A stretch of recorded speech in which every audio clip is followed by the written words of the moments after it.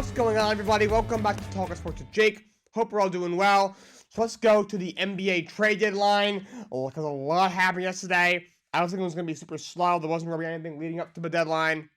Then all of a sudden, I wake up to all these moves, and this move after move was made. There was no real blockbuster move. Like, Deontay Murray didn't get moved. Even Bruce Brown, that could have been a major trade. He didn't really get moved.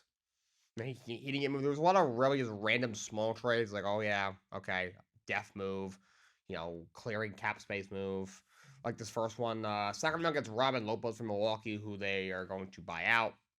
They're going to waive, but get some cash considerations. They just basically wanted to open the roster spot, basically.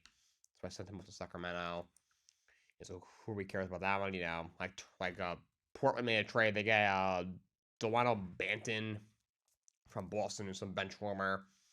Both gets a top 55 protected 27 second round pick, so that pick might not even happen. Boston could be really good. Celtics made a trade for Jaden Springer. They give Philly a second round pick for Jaden Springer. Again, they're just trying to fill their bench. Boston's obviously the best record in basketball. They're the favorites to win the NBA championship. They're trying, have as much depth as they can. Like Indiana makes a deal with Golden State. They pick up Corey Joseph. For maybe some depth behind Tyrese Halliburton at point guard. Working the least favorable of the Pacers' second round picks this year, and then some cash. Yeah, the Clippers made a move. They got the draft, but it wasn't anything special. Draft rights to Ismail Comgate, who was a second round pick last year.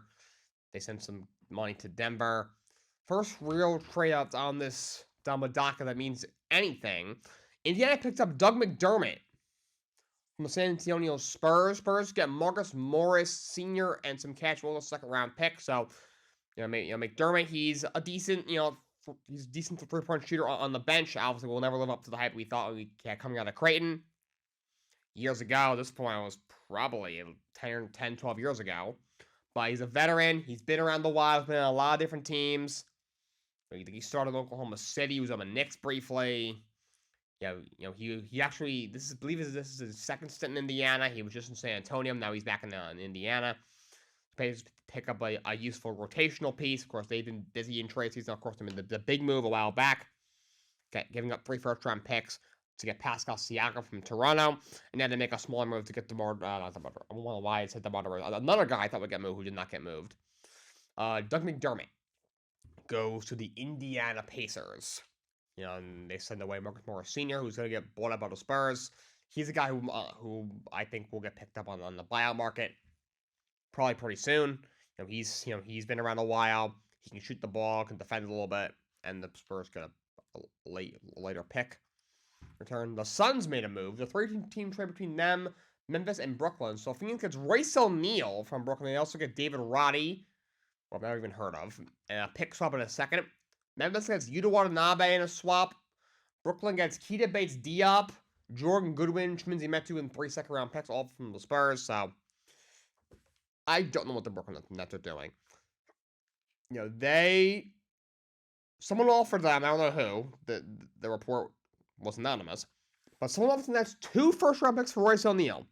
Royce O'Neal is a solid perimeter defender on your bench, plays 50 minutes a game. That's it. And someone offered them 2 first-round picks for him. They said no. And now they traded them for Keita Bates-Diop, some bench warmer. Jordan Goodwin I've barely heard of. Chiminzi Metu I've also barely heard of. And 3 second-rounders. I don't get what Sean Marks is doing. You can't blame Kevin Durant, Kyrie Irving, and Harden anymore. They're gone. What is he doing? The Nets are screwed. I know they've been able to recoup a lot of the picks they gave up, for James Harden, in recent trades. They got a bunch back for Kevin Durant last year. They traded him to the Suns. But, and I get why they wouldn't want to trade Royce O'Neal. Look, they got nothing for Kyrie Irving. They paid him all that money. He did nothing for them. Was always hurt, causing problems off the court. Didn't perform well enough for the Brooklyn Nets. Thought they were going to win at least one championship with him, and they never got past the second round. In fact, they haven't won a playoff game in 2 years. They've been swept in the first round 2 straight years by the Boston Celtics. And the year before that, they lost in the second round they blew a lead to the Milwaukee Bucks, won the fourth winning championship that year. Yeah, for Kyrie, they got Royce O'Neal, Spencer Dinwiddie, and a future first, so they got nothing in that trade. So, and it's like, no, that was Jordan Finney-Smith. So, forgot I said that, but, like, they gave up a first-round pick for him. Don't know why they gave up a first-round pick for Royce O'Neal, but they did. And so I guess they want to, try and make it work with him, but now you can recoup that pick back and get an extra first for him. 2 first-round picks for Royce O'Neal. I want to know who offered that. Like, what were you thinking? And they say no, and now they get 3 bench warmers and 3 second-rounders for him. Don't understand the Brooklyn Nets, so. Suns pick up a perimeter defender, which I do think is a good move for them. They are not good defensively. They pick up a guy who can defend the perimeter. They even get an extra pick in the trade. Memphis gets a guy, Yuta Watanabe, who's a good defender. A young player they can evaluate because their season is over with. They have one of those years with all their injuries. They also get a pick. And the Nets, they got 3 second-round picks. The three guys are bench warmers that they got. Patrick Beverley gets traded. He had the Sixers traded him to the Milwaukee Bucks for campaign and a second-round pick in 2027. Look, I don't like Pat Bev. He's got a big mouth. He's not very good. But one thing he is good at is he is a good defender. And Milwaukee, the whole issue has been they have been pitiful defensively. And they pick up a guy who is one of the most relentless defenders in the league, in Pat Bev. Yes, he can't score. He's not athletic at all. Not someone, he's not a super great passer. He's doesn't only, but he brings defense and intensity. He's been around a long time. He's been from Houston and the Clippers and Philly. The brief stint with the Lakers and the brief stint in Chicago. And then that he was in Philly, and now he goes to Milwaukee. So now Pap's got possibly a chance to win a championship. Look, I think Milwaukee's a bit of a fraud. I'd put probably 3 teams ahead of them in the Eastern Conference right now, but I don't hate the fit because they need defense really bad. Obviously going from Drew Holiday to Damian Lillard as your starting point guard, you were going to get a little worse defensively, but the drop-off has been even larger than expected. So they got a guy, will play some of what Drew Holiday did. Drew Holiday's even better defender, and obviously does a lot of other things. He averages 19 points a game. He's a really good passer. Really underrated player, but of course now he's in Boston. But they'll recoup some of that defensive intensity that they really need. Dallas makes a pretty big move. They get P.J. Washington from the Charlotte Hornets. In return, Charlotte got Seth Curry, Grant Williams, and a first-round pick in 2027. I'd let you protect him. I like this move for Dallas. They needed another piece. Obviously, you get those 2 all-star guards, Luka Doncic and Kyrie Irving. They needed another guy. You give up Seth Curry, who's a solid, guard on your bench, who's a very good shooter, a bit underrated. I like Grant. I think a solid 3-and-D guy in your bench, but really nothing more than that. Than the pick, so Charlotte gets a future pick. They got a guy in Grant who is still young. He's under contract for another 4 years. Not horrible value. Seth Curry, I don't know what they're going to do with him. I wonder if they would buy that, because if so, he will get picked up in about 5 seconds, because he could definitely help a contender on their bench. Guy's a 4% plus shooter. Obviously gets overshadowed because he's not Stephen Curry, and he is not Stephen Curry. Stephen Curry is the greatest shooter of all time, one of the greatest players of all time. Steph Curry is a role player, but he's a good role player. He can shoot the ball. He's a very good player. Only thing I don't like about Dallas, right now they're a playing team. They're like the 8th spot in the West or something like that. I still don't see how it makes them that much better. But if I look at the West, I'm going to go into the actual. We're going to go over the standings in a little bit. Right now, I think of the top 2 of the West. It's pretty clear to me. It's Minnesota. Those top 4 teams right now. However order you want to put them in, whatever order they're in right now. Minnesota, Denver, OKC, and the Clippers. It's a decent drop off right now. Sacramento isn't really scaring me. They're probably like in that beginning of the second tier of teams in the Western Conference. And then after that, that's when you get into like New Orleans, and then Dallas falls into that category. They're like, middle of the second tier, maybe even sneaking into the third tier in the West. So could this make Dallas maybe the 5th or 6th best team in the West. I think it can. But to me, I still see them losing in the first round. Coming into here, I didn't have making the play-in. I said, Luka and Curry don't fit together. They don't have a lot of depth. They're not good defensively. I don't have much confidence in this team. They've been a little better than I thought, but still, right now they're a playing team. I don't expect them to be better than the 5th or 6th best team in the West and lose in the first round, but they did get slightly better from this move. I think it's a good move. Peter Washington's a solid power forward, Obviously, you give up 2 players in the trade in Grant Williams. You just give a 4-year deal. Apparently, he's a lot of guys that like him in the locker room, so they move him, and you move Steph Curry, and then obviously the draft pick. So I get what they did. They won the trade, but doesn't make a whole lot better, but makes a little bit better. So Nets and Raptors made a small move. The Nets send Spencer Dinwiddie to Toronto, who's going to be bought out. Toronto doesn't want to pay his salary. Let's get Dennis Schroeder and Thaddeus Young. This was a really mediocre trade. Not much to say. Dinwiddie, he's really not that good. He's averaging 12 points a game. He's not that great. He's got a bit of a mouth on him. Apparently, he didn't want to be there. He was causing problems in the locker room. So now he'll probably get picked up by somebody. Maybe a backup point guard. And let's pick up Dennis Schroeder. Again, I don't know what Brooklyn's doing. Schroeder's a solid backup point guard, nothing more. And they bring back Thaddeus Young for whatever reason. He's a vet. I believe he's going to get bought out as well. Someone will probably pick him up just because of his veteran leadership. But yeah, so basically Toronto said, just take Schroeder, take Dennis Young, guys, and they get those two guys out of there, which is the right move. Schroeder was due about $13 million next year. No reason to pay him that when they're not going to be very competitive next year. They flip Thaddeus Young, and then they basically create a little bit of cap space because they move Schroeder's contract, Thaddeus Young's contract, and they buy out Dinwiddie. Dallas made another move, a 3-team trade of Washington and OKC. They get Daniel Gafford from Washington. Washington gets Rashawn Holmes, and the least favorable first-round pick this year from 4 teams will probably be OKC's, either them or the Clippers. And the Thunder get a swap right. They can swap first-rounders with Dallas in 2028. So I like this move for Dallas. Obviously, last year it was clear they were in desperate need of a big man. Also they tried with Christian Wood. Although I thought he played well, didn't really work. Also the team didn't perform well. They let him go in free agency. He's now riding the pine with the Lakers. And also they drafted Derek Lively in the first round. He's played very well, Derek Lively. I like him a lot. I think he's got a very high ceiling. I think he'll only get better as he gets more experience in his league.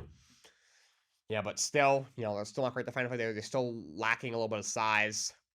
And you see the 2 moves they make. They get a bigger guy in PJ Washington, a power forward. He's like what, 6'8", 6'10". Now you get a true big man, Daniel Gafford, who's a that kind of flies under the radar. These like older school big men are kind of out of the way in today's NBA. Don't get a ton of attention, but he's a solid player. Good rim protector, can rebound the basketball. And that's something that Dallas needs, and that's something they get. So Dallas made a couple of nice moves. And the Knicks made a pretty big move. This was, you could argue, maybe one of the biggest moves of the deadline. Like I said, this deadline, it was pretty active yesterday, but there was no trade that made you go, whoa. Like Deontay Murray didn't get traded, or DeMar DeRozan, or obviously Zach LaVine's hurt, so he didn't get traded. Knicks pick up Bojan Bogdanovic and Alec Burks from the Detroit Pistons. In return, Detroit gets from next Quentin Grimes, Malachi Flynn, Evan Fournier, Ryan Archibald with 2 second-round picks. I think this is a really good move for Knicks. I was very happy with this move. Bojan Bogdanovic is a really good shooter. He's shooting, I think, 41 or 43% from 3 this year. He's a very good shooter. Alec Burks is a very good 3-and-D guy, shooting 40% from 3. Is a good perimeter defender. He was on the Knicks for 3 years, as recently as 2 years ago. He knows Tom Thibodeau, so he's a good fit for this system. He knows some of the players. Wasn't there when Jalen Brunson was there? They've had some turnover. He knows Julius Randle. So I think they both fit right in. Leon Rose has done a phenomenal job this year. Getting OG Anunoby. He got Bojan Bogdanovic. He got Alec Burks and Precious Achiuwa without giving up a first-round pick. He's done a phenomenal job this year. Obviously, he brought in Jalen Brunson last year. And bringing Isaiah Hartenstein last year. I've been critical of him in the past for not making a big swing. Obviously the Kemba Walker thing didn't work out. That was just a horrible fit. Didn't have much left. The Evan Fournier contract completely blew up on his face. Other than that, he has done a phenomenal job. Going out there, bringing Tom Thibodeau to coach his team, and you look at piece by piece that he's built the squad. It's got a really good team out there, really deep. Grimes is a young player who I liked, and maybe you would like to see them wouldn't have minded them holding on to him, maybe trading him for a bigger name in the offseason, but you gotta give up something to get something. He overall has not played levels here at all, so you move him. Malachi Flynn's a bench warmer. Fournier didn't gotta get rid of him. They gotta get rid of his contract. Right after Diacomo. Sorry, Brunson and Dante and Hart. They're buddy from Villanova. But he also just broke the record for most consecutive games played without scoring a single point. So he's not exactly lighting it up on the floor either. And then the second from 27 29. So I think this is a very good move for the Knicks. I was very happy. And for Detroit, I don't really know what Detroit's doing. They're very bad. Fournier, I don't know. I guess you buy him out. Diacono, he's still young. He's not good at basketball. Malachi Flynn, again, still young. He's not that great. Grimes is a young guy they can definitely evaluate. I'm happy for Quentin Grimes. He's he can get a chance to play. Some a little bit more minutes now. Maybe that'll help him develop. All right, so Pistons made this one with Philly. They get Daniel House on a second round pick, and they blow out House. They don't even know the sensible sectors, and no one actually knows.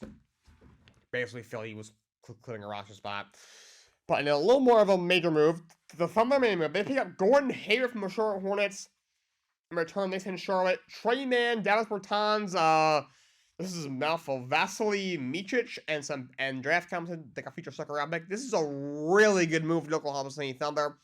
Gordon Hayward, he's older, not quite the same. He's had a lot of injuries. To be honest, hasn't been quite the same since.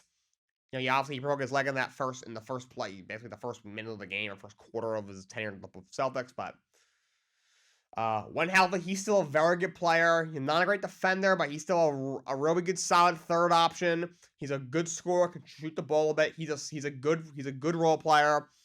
Don't give up a lot. Bertans isn't very good. A few years ago, he had a good year in Washington. Shooting the three. He got his bag and is basically dipped. Trey Mann is basically a bench warmer. I've never heard of Micic, and then some picks. Really good move for the Oklahoma City Thunder, who still have like 97 million first round picks. I don't think they give one up. So Toronto and Utah made a pretty big move. So Toronto gets Kelly Olynyk and Ochai Agbaji. They sent to Utah Kira Lewis Jr., Otto Porter, and a first round pick. It's the worst between the Clippers, Thunder, and the Rockets. So that'll probably be, so they'll get either the Clippers or the Thunder first round pick, whoever has a better record this year. I like this move for Toronto. You give up a first round pick. It's a weird trade. Toronto should be prioritizing picks, but give up a first round, but it wasn't theirs. It'll probably be the Clippers or the Thunder first round pick, so that's the very end of the first round. But you flip Otto Porter Jr., you move a guy in Kira Lewis who you got in the Siakam trade. He's a young player they could evaluate, though didn't love him coming out, and he has been very not impressive. He was not impressive at all in New Orleans. He obviously didn't make enough of an impression in Toronto. I think he's a bust. He's more top 10 pick. They got Kelly Olynyk, who I would guess they're going to buy out, and he'll definitely get picked up in probably about 20 minutes. He's a very good player. There's a good stretch five. He can shoot the ball very well for a guy his size. Can protect the rim a little bit. He's a solid, rotational piece. I really like them picking up Ochai Agbaji. I like them coming out of Kansas. He was very raw coming out, and he kind of still is. He was drafted by Cleveland, but was traded to Utah and Donovan Mitchell trade. He's been okay there, and now he goes to Toronto.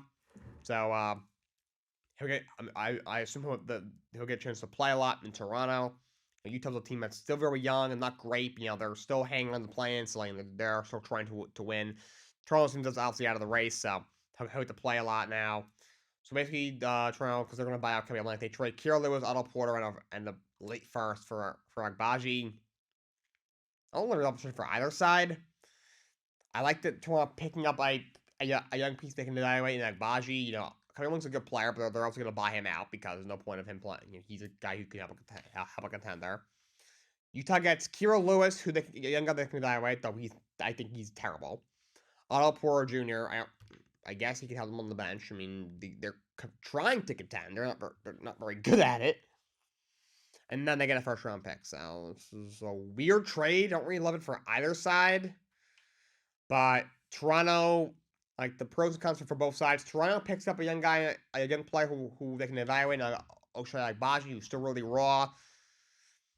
You know, they send away out. They flip on a Porter's contract. The pick isn't that big of a deal because so late in the first round, like I said, in the NBA, outside the lottery, you're really going to find really good talent. And Kira Lewis, I would have probably held on to him at least the end of the year, see what you had, but again, I don't think he's that good. Pros is to get a young player like Baji, but you do give up a first round pick and the young player, but you do flip on you flip on a Porter's contract, and for Utah, I mean you're like the 10th spot in the play-in right now. So you don't know why you traded Ochai Agbaji for a team that, you know, it's kind of retooling. I could see them possibly come. I know obviously they basically blew it up by trading like Donovan Mitchell and Rudy Gobert last year, but could go even further. You know, Jordan Clarkson's a guy I could see getting moved. Maybe even Colin Sexton. Maybe even Lauri Markkanen in a blockbuster move. But you know, I'm not sure why you moved him. You know, Kira Lewis, Otto Porter, in the first round pick. So I like it a little more for Toronto. For both teams, this is a bit of a puzzling move. Sixers made a big move. They get Buddy Hield from Indiana. He's wanted out of Indiana for about a year now, and he gets to which he goes to Philly. Indiana sends Marcus Morris, Furkan Korkmaz, and 3 second-round picks. It's Toronto's this year, Portland, and the Clippers in 2029. This is a phenomenal for the Philadelphia 76ers, of course. You know, they really needed a two-guard. Also, they traded James Harden to the Clippers in the beginning of the season. That was the right move. I don't care how well the Clippers are doing. You know, they definitely won that trade. They've played a lot better since he left. But you know, but they still need a replacement. And then they find it in Buddy Hield. You got Joel Embiid out at least a month with a torn meniscus that he just had surgery on. And Buddy Hield's a guy who's a really good shooter, can score. He's a very good player, solid third scoring option. So he'll help fill that void. I mean, Embiid average is what 32, 33 a game. So Buddy Hield doesn't average that, obviously, but he can help fill the void. You give up, you know, two guys. You know, Marcus Morris is an okay 3D guy on your bench. Korkmaz is just a average backup guard, and then in the second round, this is a really good move by the Sixers. For the Pacers, I mean, Korkmaz, I think will help them in the rotation. Even Morris could, because, you know, they are obviously trying to be competitive. They right now, I think, are a playoff team. Obviously, made the move for Siakam earlier in the year, and like I said, they traded for Doug McDermott as well, the deadline. I mean, they got 1st, 2nd round picks for a guy who didn't want to be there. It didn't really fit either. There's one other small move, you know, the Wolves and Pistons made a weird move. Minnesota gets Monty Morris for Shake Milton, Troy Brown, and a 2nd round pick from Minnesota. All right, not a bad move for Detroit. I guess Shake Milton, he's a good shooter on the bench, I guess. Troy Brown's a young guy they can get out, and they get a second. So that was a pretty fair trade, I guess. You know, not a whole lot to see there. Celtics made a move, you know, I think this was a couple of days ago, which I really like. They get Xavier Tillman from Memphis. And then in exchange, they send Lamar Stevens and 2027 second from Atlanta and Dallas' second in 2030. Really good move for Boston. Tillman's a solid player, solid backup big man, good defender. He defends very well in the paint. Now I'll always remember him. I think it was in Game 2 of the first round last year. I think Lakers, he had 23 and 12 or something. Stepped up without Ja Morant. That's a really good move for the Boston Celtics. Obviously, Kristaps Porzingis, who is their starting center, has battled a lot of injuries this year. He's battled injuries throughout his entire career. And now they got a guy who can, only a guy they had for depth row really was Al Horford. And now they get some added depth of Xavier Tillman, who's a good player. Really good move for the Boston Celtics. They give up absolutely nothing for Memphis. I mean, I don't disagree with what they're doing. It's a lost year for them. It's one of those years. It's really no one's fault. John Morant only played 9 games, coming off the suspension, then only 9 games later getting hurt, having season getting surgery. Marcus Smart is injured. Desmond Bain is injured. Steven Adams out for just one of those years where they have those zoning injuries and just nothing really went right for them. It is what it is. That's why you send Steven Adams to Houston and you get back 3 second round picks. You send Xavier Tillman to the Boston Celtics. You get Lamar Stevens, who not the best player, obviously, but he can shoot the three. Still young. You get a couple of late picks back. They're trying to do what they can do. Pistons and Jazz made a weird move. Pistons got Simone Fontecchio. In return, Utah gets Kevin Knox and then Washington second round pick, and then draft rights to Gabriel Procida. Never heard of him. I don't know who Simone Fontecchio, whatever his name is, either. Kevin Knox is one of the worst NBA players I've ever seen. He does nothing well at all. He has no basketball talent. No. So basically, the Utah got a second round pick and a player. Are we concerned Kevin Knox? Is Kevin Knox actually a basketball player? I don't know. It's kind of close if you ask me. But they got second round picks for Simone Fontecchio, whatever the heck the dude's name is. That's the NBA trade deadline. There's a lot of moves that were made.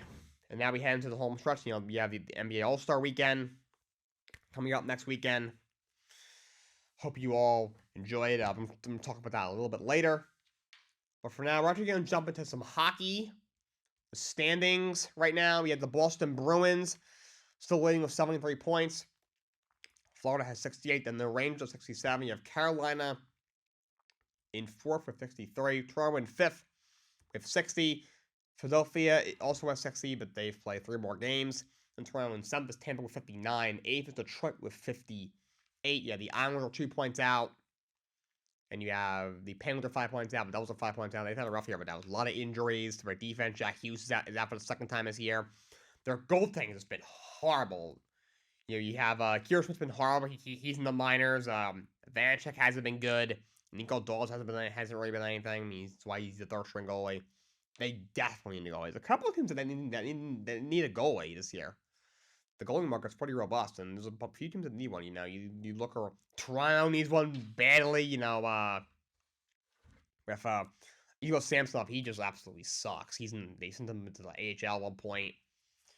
They have one guy, I forgot, maybe it's Woll or someone who's stepped up to an extent, but still is not going to win them a cup.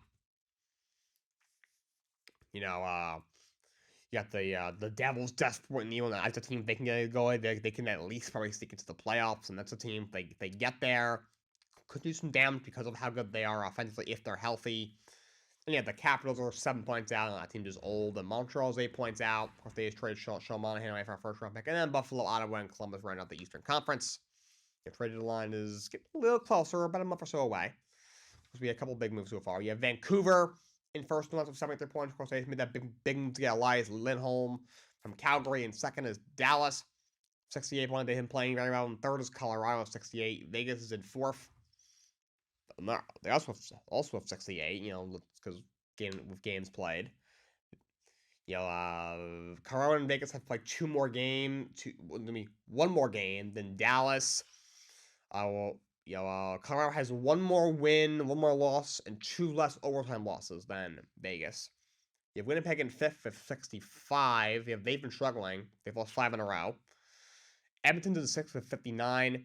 Of course, they've won. They had their 16-game win streak just snapped, but they also been playing amazing hockey. Another team that desperately needs a goalie. Jack Campbell was absolutely pivotal. They obviously let him go. Stuart Skinner has played better after a really bad start. They went from the worst goal team in the league, and Skinner's played a little better, but they won't win a cup with him. They definitely need a goalie. You have the Kings in 7th with 56, and the Blues are in 8th with 54. They've been playing very well. You have Nashville, also 54, but they've played 2 more games than the Blues. You have Calgary, who's a point out. You have Seattle is 2 points out. You have Arizona, who has fallen 5 points out. You have Minnesota, who's 5 points out. They've had a tough year. Then Anaheim, San Jose, and Chicago round out the Western Conference. Sharks and the Blackhawks, good lord, they are very bad at hockey. No other way to say it. All right, jump back to some basketball. Let's go over the standings in the NBA, like I said a few minutes ago that we would. Boston still leads in the Eastern Conference. 39-12 on the year, having a phenomenal year, of course. And second is now the Cleveland Cavaliers are in sole position of second. They have won 8 games in a row. They have been playing phenomenal basketball. People need to definitely not sleep on this Cleveland team. Donovan Mitchell is an absolute stud. Now with Garwin healthy, and Mobley healthy, Jared Allen and all those guys they got. This is a really good team.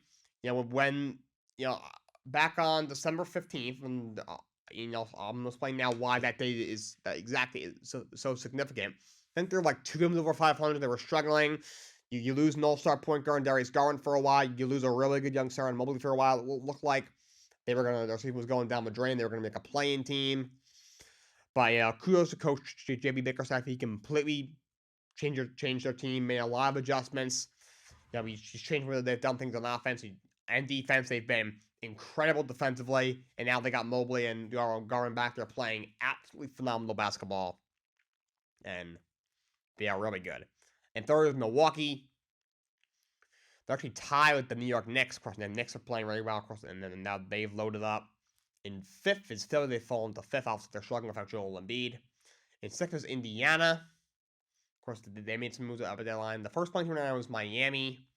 They're a half game behind Indiana for sixth. And they didn't really do anything on deadline day. Orlando is tied with Miami, both 28 and 24. You have the Bulls in ninth. And the last team right now is Atlanta. Of course, they surprisingly stood pat at the deadline. You have Brooklyn. It's 2 games out of the play-in. They're just terrible. Then you have Toronto. 4 games out of the play-in. Then Charlotte, Washington, and Detroit right now. Detroit's playing a little better, I guess. They're right. They're up to 8 wins now. They went from a team that might not be half of the G League teams to okay, they're an NBA team. They are the 30th best NBA team, but an NBA team. For what it's worth. In the Western Conference, you have Minnesota and Denver tied for first. Then you have Oklahoma City's a half game out. Clippers are a game out.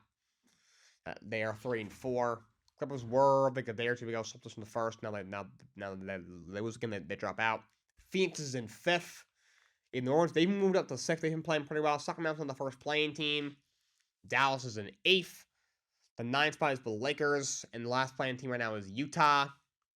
You have the Golden State Warriors. They've actually been playing pretty well. They've been playing a lot better. The 1-5-6 are now tied, technically, tied for the last playing spot, but just a better winning percentage. So Golden State's playing well enough to where they might be able to make the play-in. I don't know anything before that, but they are playing well. You always worry if they get hot. Could they do something crazy? I mean, last year they were great. They snuck into the playoffs. They ended up upsetting the Sacramento Kings. And they end up coming out of the play-in. And they upsetting the Kings in 7 games in the first round, and of course then losing to the Lakers in the second round. We're sure we're going to make the play-ins of going to the second round. You never know, but this year I doubt it. But they can make a play-in. That's probably as far as they'll go. I mean, maybe if they play the Lakers in play-in, they might win that. But they probably lose to Sacramento or Dallas. You have Houston's a game and a half out of the play-in. Memphis, obviously, is the loss here. And Portland and the Spurs, obviously, are not very good. All right, some injury news in the NBA. Jared Vanderbilt is out 3 or 4 weeks of sprained foot, so another blow for the Lakers. OG Anunoby's out at least now for 3 weeks with elbow surgery. Missed the last 6 games. Tough break for the Knicks, but thankfully they make the trade for Bogdanovich and Brooks. That'll help. They should get Randall and OG around the same time. Randall will probably come back maybe a week or 2 earlier. But in a few weeks, Knicks are full strength. I'm very excited to see what that looks like. The Pistons cut Killian Hayes. Good lord, what a horrible draft pick that was. 2020, I think 7th overall pick was absolutely horrible. You think, all right, couldn't an NBA team pick him up? I mean, maybe if you're like the Spurs or the Grizzlies or Portland or something like that, just maybe catch lightning in the bottle. I don't even know if I would do that. He's just not good. I don't even think he should belongs in the NBA. Go with GB or something. Since Joel Embiid and Julius Randle hurt, they won't be able to be in the All-Star game. Trae Young and Scottie Barnes will be their replacements. Those two guys were named. Definitely give Trae Young. I think he deserved to be there. The only reason he wasn't there because of how talented the pool of guards is in the Eastern Conference, but he gets in, and then Scotty Barnes gets in as well. NBA All-Star Weekend for the skills stuff. These are all the competitors for the skills challenge. It will be Victor Wembanyama, Anthony Edwards, Paulo Banchero, Tyrese Maxey, Trae Young, Scotty Barnes, Tyrese Halliburton, Miles Turner, and Benedict Mufford. So a lot of young guys that are doing that. In the three-point contest, it will be Damian Lillard, Tyrese Halliburton, Donovan Mitchell, Malik Beasley, Jalen Brunson, and Lauri Markkanen. In the past, there's been 8 guys. Right now, there's only 6 guys. Looks like this will be all the guys. Yeah, Dan's the defending champ. The last guy to win 2 straight three-point contests was Jason Capono back in 2008. And the slam dunk contest will be Mac McClung. He's a G League guy. He's in Orlando's G League. He's not very good, but he won last year. Jaylen Brown, Hami Hakashino, and Jacob Toppin. I mean, Jacob Toppin, he's athletic, but, again, a G League player. What happened to a dunk contest? Half the guys in this are freaking G League players. That's sad. I mean, the pool player isn't horrible. I mean, it won't be the worst ever considering how bad it's been in recent years. But, like in recent years, it was absolutely pitiful, almost unwatchable. Last year's was okay with Mac McClung. This will probably be the same. It'll be like fine. Not the best, not the worst, but still, I doubt it'll be the same. Yeah, Jaylen Brown was obviously an all-star caliber player. You have Hawkes, who's a promising rookie, top 5 rookie right now, and then two G Leaguers. One in Mac McClung who won last year, so obviously he has got the dunking ability. And one guy in Jacob Toppin, whose brother, Obi Toppin, of course, he used to be on the Knicks, and now he's in Indiana. At one point, he won a couple of years ago, but it was one of the worst dunk contests ever. The year before that, he lost in what was maybe the second worst dunk contest ever before the one, besides the one that he won. I love an F when he won. I was like, don't care. Well, that was unwatchable. But he's also in it as well. I don't know, maybe Obi's training him. I don't know, maybe Obi gave him some tips on what to do. Basically, Obi didn't look too great in the dunk contest either, even though he won. Only free agency stuff. Jose Altuve is being extended by the Houston Nationals, 5 years, $125 million, 8-time All-Star second baseman, one of the greatest second basemen of all time. Whether you like it or not, he is definitely a future Hall of Famer. Dodgers re-signed Ryan Brazier, 2 years, $9 million, had a salary out of the bullpen for them last year. And they have come to terms with Clayton Kershaw. Legendary starting pitcher will return for, I think, his 17th year in the league. I think he's 36 or 37. Just had arm surgery, or shoulder surgery, so he'll be out till June or so, but when they get him back, that rotation will be pretty stacked. And the Kansas City Royals have extended Bobby Witt, their starting shortstop, 11 years, $288.7 million. Big deal for him. Looking at, you think he got a little over $26 million a year. You think maybe he could have gotten more, but you got to remember, Bobby Witt's 23 years old. He just got almost $300 million. I would take that. Yes, obviously, I'm some random college student. Bobby Witt's a professional baseball player who makes millions of dollars. So obviously, it's not a fair comparison, but come on. 23-year-old, you don't know what's going to happen. Maybe next year he goes out and he has a really bad knee injury. Never the same. You never know. People saying, we could have gotten more. They gave him, he's now under contract until he's 34 years old, making $26+ million a year, almost $300 million contract. It's fair for both sides. Witt gets his bag. He can now support his family. Remember, a lot of these guys aren't from America. That they may not have had a whole. Your families may not be super wealthy. Some of them families in the completely another country. It's tough. And now that's why you see a lot of these guys take these contracts. Well, all right, yes, it's 100, 150, 200, 250 million. But yes, if they were if things go as planned in 3 or 4 years and they hit the open market, they might get a lot more. But you don't know what's going to happen, so that's why these guys, I don't want to say settle, but take these extensions, and I don't blame them. I mean, get $288 million. That's a lot of money. And Corey Kluber has announced his retirement from MLB.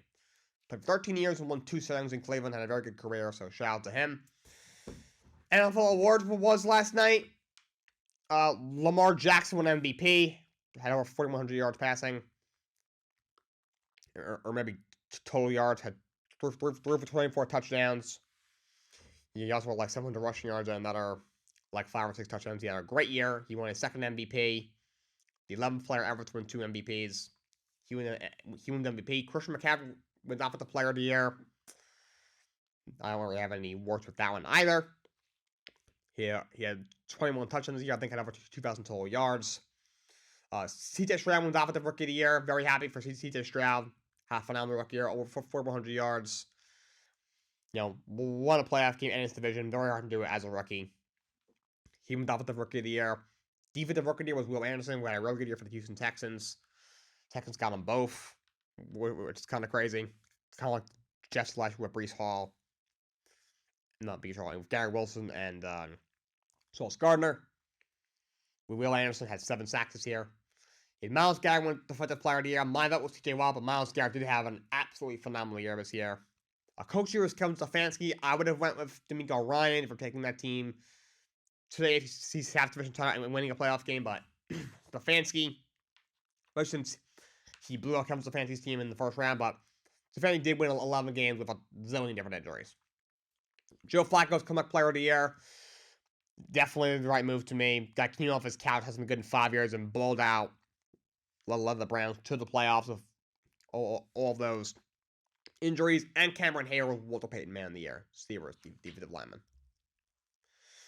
The Pro Football Hall of Fame was announced yesterday. These were the guys who got in. Dwight Freeney, former edge rusher from the Indianapolis Colts. Great player, 125.5 career sacks, and won a Super Bowl in 2006. Peyton Manning and the Colts. Andre Johnson gets in. Definitely the greatest offensive player in the history of the Houston Texans. 7-time Pro Bowler. Leading receiving twice. In his prime, he was absolutely dominant. He gets in. Devin Hester, greatest kick returner of all time. Not close to me. Has the most kickoff return touchdowns of all time. Second most punt return touchdowns of all time besides Cordell Paris, and most return touchdowns of all time combined. Shouldn't have taken this long, to be honest. You have Randy Gradshire gets in. He was part of the Orange Crush Broncos defense in the 70s. He gets in. Patrick Willis gets in. Very well deserved. His career was cut short due to injuries, unfortunately, but 7-time Pro Bowler in 8 years. 5-time All-Pro. Is on the old 2000s team.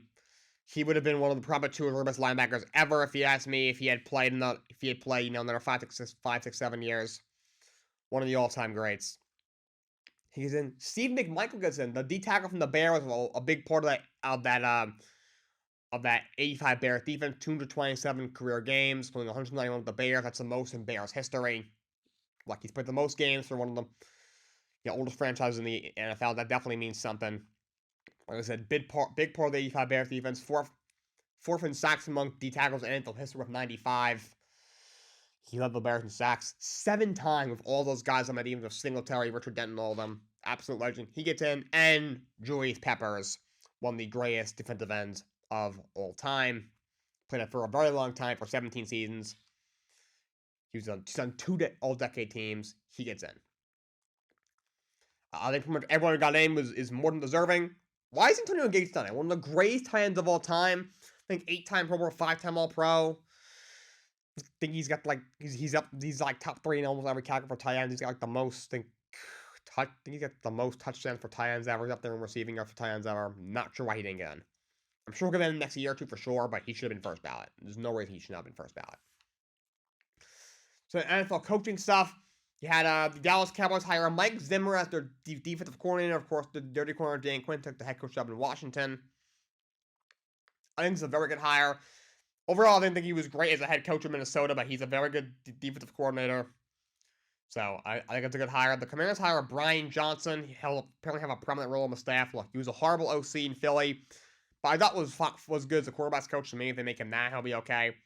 Chargers hire Greg Roman as their offensive coordinator. So when I first saw this, I was like, don't love it. I didn't think he was great in Baltimore, but, like the same things he was doing, Todd Monken basically did in that playoff game. Like, I don't think he's a great offensive coordinator, He's a guy, he's just too predictable. Also, he's going to be running Jim Harbaugh's offense. I don't know how much play calling responsibility he'll even have, so I think it's an okay hire. Speaking of Jim Harbaugh, his son, Jay Harbaugh, will now be the special teams coordinator of the Seattle Seahawks. So, a little small thing there. Other than that, the Seattle Seahawks are actually interviewing Chip Kelly for offense coordinator. Last time he was in the NFL, it was ugly. Like, really ugly. Like, bad as a head coach. Was not good in Philly. Was pitiful in San Francisco. But he has had success as a college head coach. He was very good at Oregon. And he's overall been pretty good at UCLA. He may be the offensive coordinator in Seattle. You know, they're also Shane Waldron. They let him go. It's not who. Yeah, obviously they made a coaching change, bringing Mike McDonald from the Ravens. And Nick Saban is going to join college game day now. I think this is a really good move. You know, Nick Saban and college football are also synonymous with each other. He's the greatest coach in the history of college football. I think that's a very good move for college game day. No, his personality is dry. He seems super drivey now. You saw him going on the Pat McAfee show. He kind of opened up. You saw his personality. He's not, Pat McAfee out there, singing and dancing and jumping up and down, but, he obviously knows what he's talking about. He's not as dry as he thought he was, and he's actually a very good man. He has a nice sense of humor, actually. And the Philadelphia Eagles are going to host the first ever NFL game in Brazil. So I'm not sure. Maybe the NFL's like, they finished so bad, we don't want them in the United States to finish out. Start off in the next year, but that is cool. The NFL is playing here in Brazil. And last but not least, Super Bowl is Sunday. You won't see me until at least Monday. So my Super Bowl pick is the Kansas City Chiefs. Will win the Super Bowl. That is my prediction. That's all I got for you guys today. Until next time, so long, and have a great day.